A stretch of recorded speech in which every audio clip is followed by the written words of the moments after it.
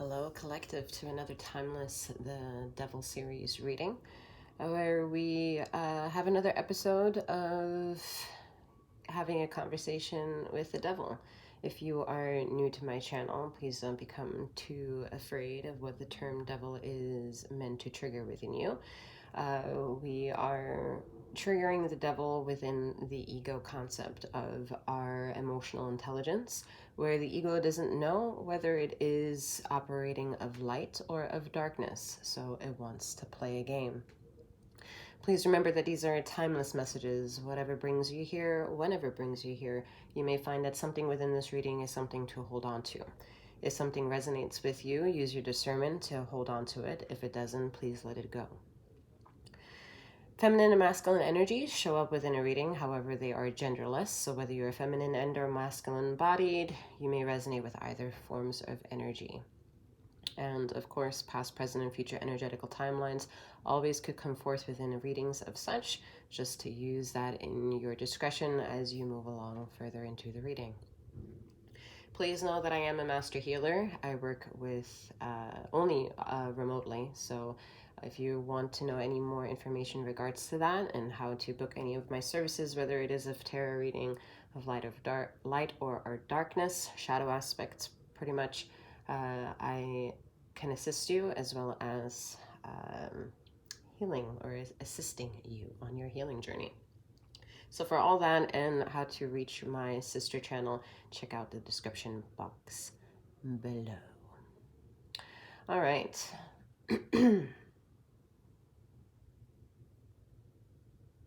The Devil series is one of my favorite energies to tap into because I understand how words trigger. I also understand the word that comes to mind is enigma, of how these words make sense to us once we hear them. For example, the word trigger. A lot of people amongst my path of journeying were always adamant to bullying me into believing that to trigger is a negative concept. However, I've come across other professionals, other niches who agree to, or at least compromise to understand that to trigger is a quote unquote good thing. It's more of a positive aspect because what it allows us to understand is what moves us, whether it perpetuates us moving into a negative or moving into a positive, moving left versus right, moving forwards or backwards, sideways, linearly. Triggering or becoming triggered is a form of existence that is indicative to providing and provoking chaos.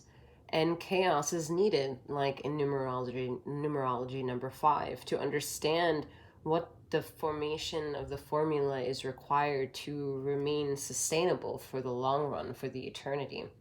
And in order to achieve that, there can't be any kinks, there can't be any flaws, there can't be any impurities. It has to be a perfect linear equation of input and output to non-binary behavior. Part of the beauty of that is to understand that the universe of galactic light is precious and providing beautiful galactic possibilities to understand chaos and bliss in Earth realm. However, if we become nuanced into being human, we have emotions, physical limitations or abilities, mental stream of wellness or not, or esoterical knowledge or practice. We have different modalities that make us human. We are susceptible to having sensories, and these sensories trigger sensations within us, and they provide a way to have a form of romantic appeal towards feeling, sensing, insight, thought, emotion, feeling in what is around us, and acclimatizing ourselves like babies, for example, on what we may need and when to ask for help to that, so that we get what we need. So the ego is a big challenger in the everyday basis.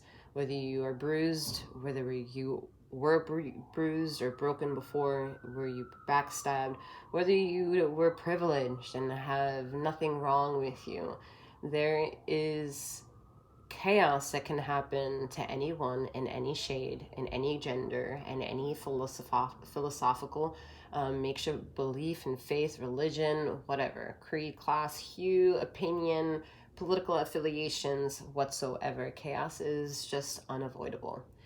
Ego helps us shape the likelihood of how this chaos that is inevitable can shape in our favor, in allowing us to have a better understanding what choices are and decisions that need to be made in order for these choices to take effect. Sometimes when not to make a decision so that decision can be made. How sometimes you need to make a decision to stop other decisions. And those are pretty much the consent of understanding left versus right, linear equation from one to the other. A 360 circle is comprised of two 180-degree linear equations. 180 degree different from the other is exactly opposite. We must understand these paradigms of existence within ourselves, at least certain footprints of some knowledge if our inner wellness is unwell and we think and we convince ourselves in our ego that other people will help us feel better. That is a flawed frame of mind, and a undisciplined ego will keep you surrendering in the realm of another person's power or power of control, and you will think it's love. So then comes in the devil to trigger you into thinking whether or not you feel it being a predator to you, or you can learn how to dance with it and learn how to control the aspects that makes the devil dance in hilarity as much as it loves to do. All of that at the end of the day is perception of you and what of that of which you can control, which you bring attention and awareness to, and which you also don't bring attention to. Because there are a lot of people who spiritually bypass and think that they can get away with never having to address these things. And then they realize over echelons of past lives and continuous lives and eternal lives to come that there is weight upon their soul and limitations within their lifetimes. So let's play a game with the devil, where the ego doesn't know whether it's of light or of darkness, so it wants to play a game. So the moon card is more like the hidden aspect of the devil energy. I think this is almost like a 180-degree difference to understanding how the devil can work in the light. A lot of people assimilate the devil to be of darkness, and when they wreak darkness, they immediately assume that negativity has to be of a devilish act, and then they have superstitions. And although there's a quality of not being wrong, it is also not necessarily correct or right. So that's the ambivalence, unanswered definition of how the moon operates. Now, if we fast forward and go a little bit diving in the 180-degree other direction, we have science. So instead of theology, we have science to bring the data that a lot of people love, of black and white, onto a piece of paper and say, hey, since I can make a formula out of this and prove you something, isn't it then quote unquote fact? So that's again the other way of seeing and saying that science has all the answers, but also doesn't provide all the answers at the same time. So again, the moon is a very secretive energy. It has a lot of lies. It has a lot of truths, and it's trying to figure out its honesty. And that's the definition of the moon energy. What do you feel within yourself that makes you feel as you are having an existence? Do you have limitations? Do you feel that there are limitations? Do you think that you are owed something, that you deserve better? Do you feel like you don't have enough resources? Do you require outside external needs and means in order to perpetuate the confidence that you need to give yourself the green light to whatever it is that you desire? There are limits and degrees of excuses, and a majority of you live and swim in these excuses, because in the reality of that shapes your world, it brings you something to hold on to. It brings a level of life to exist. It brings a level of routine. And however, the moon also brings a fear element to its existence that you just don't understand. Amongst all the glow of all the things to feel grateful for, why you still feel uneasy. Why you still feel perplexed and just unnerved. Whether you can go to political affiliations or workshops and have your healing, whatever, nuance, I don't know, conventions. I'm just seeing a massive load of people gathering over and over and over and over again. And the siren continually being loud that the leader needs to reach the masses, I think is a bit flawed. Because the more masses you reach, the more you have a superficial understanding of what the message is. Because you can't sit down with every single one of them and have a full heart out and out, in and out, out and out. That's the word. Don't mind me. Coming in, what? Full in and out and out conversation with the people that need to hear the message through their senses, through their human, biological, physiological, physical makeup. Okay, if the leader doesn't sit down and look in the eye of every single person, do you think that the whole collective will have heard the fucking message? No. It becomes an ideology to latch onto, and that ideology becomes a theory, and then becomes theology, and then that theology has then no facts, because if you compare that to the facts of science, then all of a sudden becomes problematic, because there's certain nuanced law and order that don't justify how things are supposed to be universally justified. So there's a collective need to more or less look at the political ideologies of overall Earth's darkness and understand what freedom versus sovereignty is, because freedom will make you think it's about reaching the masses with a singular form of message and see if that message will ring true, and then allow other people to show up. And then sovereignty will make you understand that believing and minding your own business perpetuates possible business with those other people that are along your path that you need to trade and offer your services to. There's a big difference between that. And learning how to dance with the devil, for example, gives you a different perspective in how to modernize all the historical drama of what things have been misinterpreted, misdiagnosed, misunderstood, and, for lack of better words, been put into a financial world of business in order to have it maintain and have people come in, spend their money and their livelihood, and actually go home and get nowhere.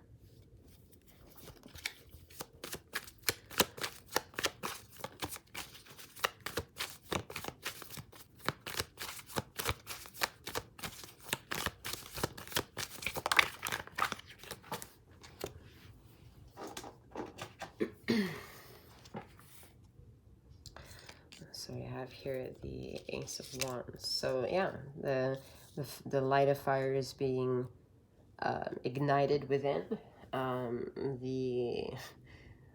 The spirit of energy is high in the air. It's up for grabs, quite literally. All right, the spirit to understand, the spirit to take shape, to make manifest, and to not lose out on the things that you have that you are proud of is something to pay attention to. That nothing that you have value toward, just because you maybe haven't done shadow work up to this point, doesn't mean that it's going to fade away. But we have to accept that there's a story that needs to be at least heard by the shadow aspects of you, so that he, she, it can be certain that you are not forgetting that aspect of yourself. Okay.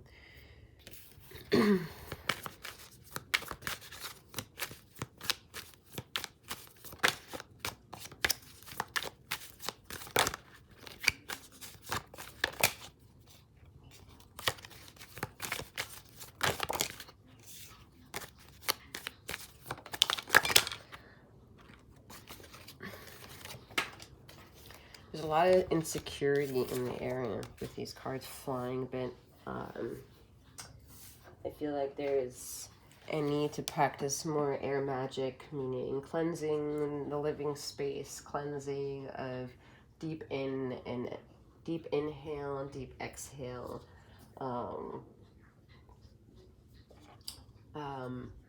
Maybe also some candle burning,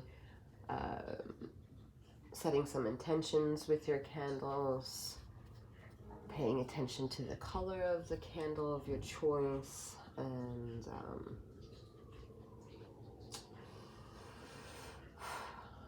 I'm seeing also watching and getting lost in a meditation of incense smoke. So if you have incense burning somewhere, to kind of watch out for the smoke and kind of get your feelings understood while focusing on that smoke. And just being with silence in a different way that is very loud, but you have to be quiet in order to hear its voices, okay?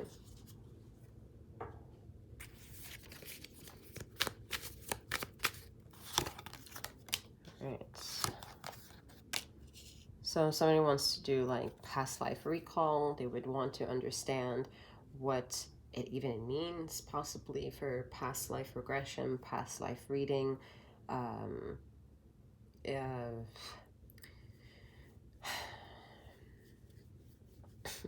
Someone wants to just get reunited with themselves, honestly. It's a nostalgic moment that wants to come back, a feeling of richness, and that's how you understand that even if things of certain choices that may be stemmed in a societal form of not being the best choices, you are understanding the difference between wrong versus right, because there is no such thing as wrong.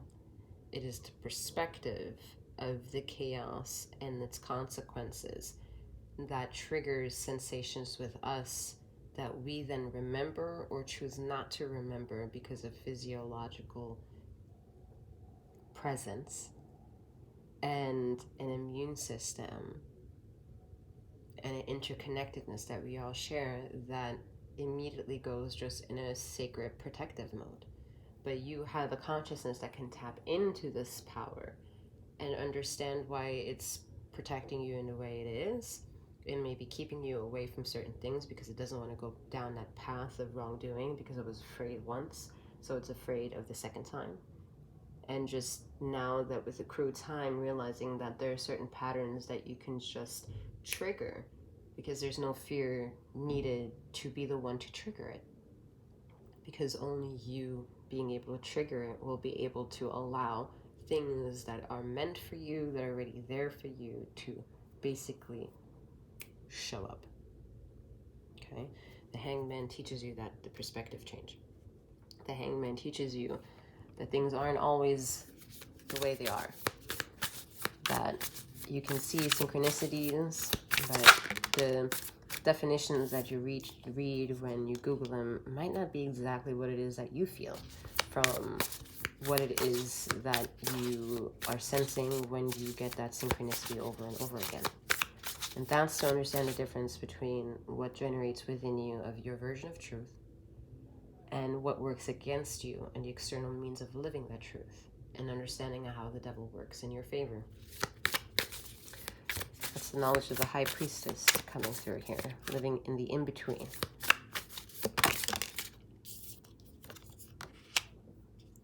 Knowing that the air magic here with the King of Stones is what's needed to make sense of what doesn't make sense.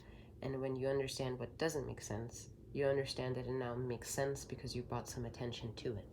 You don't need details. You don't need to be exact in the in-between.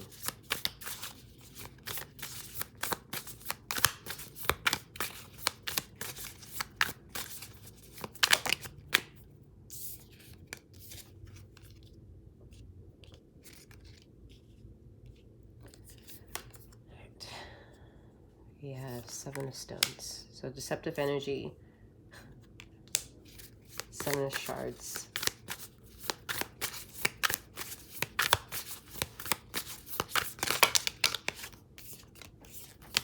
So we have the energy of needing to maintain balance to ourselves by understanding what imbalances us. You are the best version and best form to understand what doesn't make you feel good versus what makes you feel better. No one should be able to convince you what makes you feel good. And that is a challenge of life.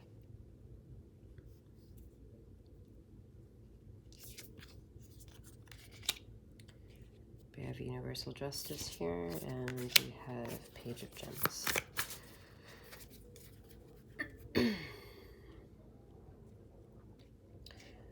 So not being afraid of negative energy is the goal, because negative energy is a perspective to be honored.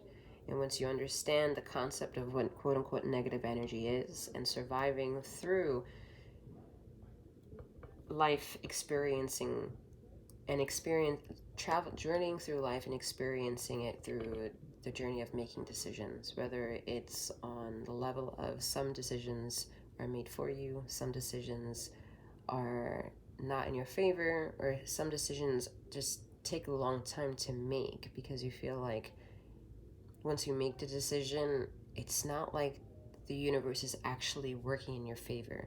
And that's where the universe in this reading here with the Justice card of what you cannot see is trying to convince you that you will not see that just yet, because you are in a vibration of having to first accept something first. And once you accept it, then it needs time to fertilize in the earth, grow with its nutrients and its minerals in order to blossom through the ground and show you something. So that takes time.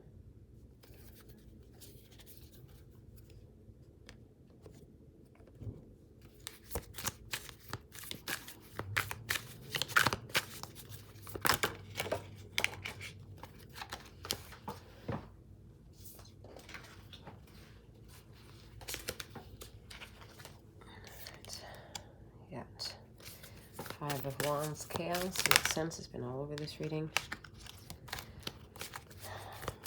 That's the overall message of what to pay attention to, of what you cannot see, but just pay attention to it, because you might see other things, and those are things that you cannot see. You hear the irony about these things. You see that you feel bad. You see that you feel uncomfortable, that you all of a sudden feel nervous. You see that people are leaving the room. You see that people aren't responding to you. You see things that just aren't physical things to say or to point at or to describe, but it doesn't mean you do not see them. And that, to have that understanding, is to understand how the High Priestess operates. The High Priestess sees things, but she doesn't have to describe exactly how to see to bring in an object out into the realm for someone to say like, oh, now I see what you're talking about. That's not why we go to the High Priestess. We go to the High Priestess because she sees things with the echelons of the way that she feels, the way that she maneuvers and exists and lives and breathes, to see whether or not the energy shared by you questioning him or her, of how your energy reacts to that existence. And those are small things, or can be big things, it can be anything, but what they first are going to feel like are chaos, because it's going to make you feel uncomfortable being challenged by something that's possible, because you just don't know if it's real yet, if it's tangible. And if someone tells you something and you're not sure if that's going to happen yet, it's going to develop a certain chaos within you. So it's up to you to develop that chaos and filter through it to see what resonates and seeks as truth, and what you can use in the realm of truth to design a pathway of thinking for yourself. That's where the Hanged Man comes in and allows you to change the perspective of what chaos or the word devil or the word trigger shows up in your life.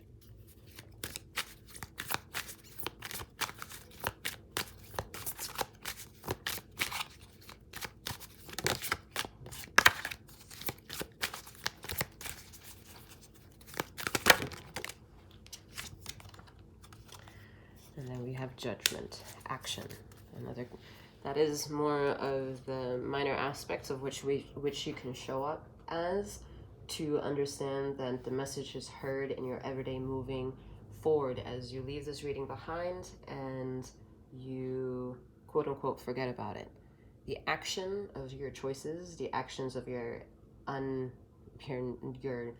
choices that are not made yet are being triggered, and the Judgment card here is a major arcana. So these are universal aspects of which are invisible to you. These are the energies spoken before that you cannot see, but you see them in other ways. Is it your responsibility to really know how the universe works in your favor that way so that it makes sense? No. As the reading began, we had the Moon card. The Moon card says that things aren't always the way they are, but they are providing a security. Because if we're going to go back into the Moon energy in the beginning, we have to accept that the Moon operates in tandem with the Sun. And the Sun can maybe maintain its energy on her own, but the problem with the Sun only operating and not working in tandem with the Moon is that we wouldn't exist along with it anymore, because we would be too cold at night and we wouldn't survive. So the Moon's luminescence of the Sun that it soaks up and provides us allows us the sustainability that we need when a certain paradox of time in a 24-hour shedding of existence of a time calendar of a clock, the Sun goes away and leaves us kind of like, here, do something with this, take action, find judgment. And we have a period of time to do that wherever you are in a geographical aspect of this earth. Whether you are on the continent of this or the continent of that, you have a sovereign appeal to understand the magic how the Moon and the Sun operates in your existence. Whether the clouds are in the way or not, it's always there. That's a theology that we don't have to bring theory to, because it's science and theory at the same fucking time. Okay? So understanding that is to bring into equation how the devil shows up and triggers you, whether it's historical makeup of what rituals have been, documentaries, and whatever can be made up to this point, what the devil can show up as, or how the devil shows up at the door, is to be respected, that it is a story, and the story has chapters, and the story has engine of energetical vibrations attached to it.